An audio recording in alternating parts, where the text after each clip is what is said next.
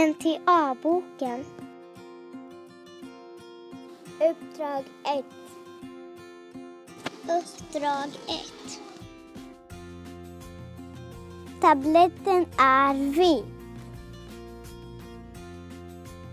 Vattnet blev bubbligt och grumligt. Jag har lärt mig att ordet fasta ämnen och vätska. Uppdrag 2. Vi smälte is. Vi värmde med händerna, sen värmde vi på elementet. Det tog 9 minuter och 40 sekunder. Uppdrag 3. Vi hade varmt och kallt vatten. Det blev vattenånga av det varma vattnet. Uppdrag 4.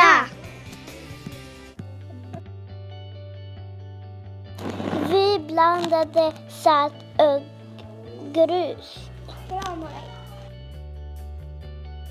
Vi separerade salt och grus med ett nät. Uppdrag 5. Gruset sjönk ner till botten. Pappret flöt runt. Saltet gjorde vattnet grumligt. Vattnet blev grumligt och ändrade färg. Uppdrag 6. Först tog vi fram en tratt och ett filter.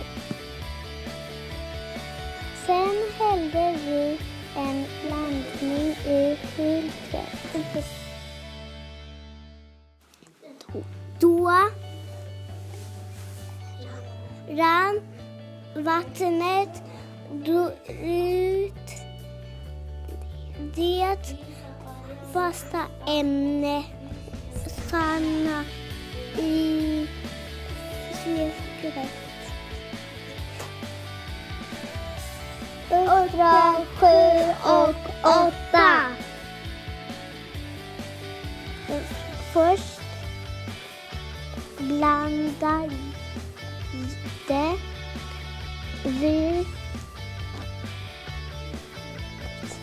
bitsocker och stråsocker med vatten.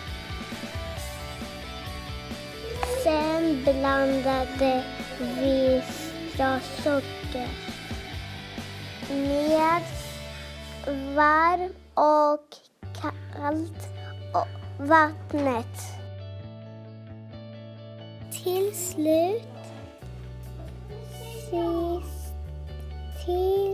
sist rörde vi om i bägaren. Vi upptäckte att vatten får socker att lösas upp snabbare. Uppdrag 9. Saltkristallerna såg ut som diamanter och isbitar. Uppdrag 10. Vi separerade och brun färg. Svart färg blev röd och grön. Brun färg blev orange, grå och rosa. Slut.